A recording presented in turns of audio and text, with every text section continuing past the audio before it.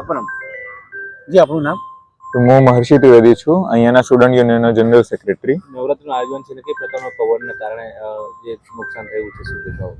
જો વરસાદની આગાહીના કારણે અમે વિચાર્યું હતું કે છેલ્લા 5 દિવસ અમે નવરાત્રી કરીશું, પણ હવે ઇન્દ્રદેવ આપણે સાથ ના આલ્યો અને 27 તારીખથી જ બહુ ધુવાધાર વરસાદ આવે છે. એના લીધે જે આપણે ગ્રાઉન્ડનું લેવલિંગ કરાયું હતું એ બધું બગડી ગયું હતું.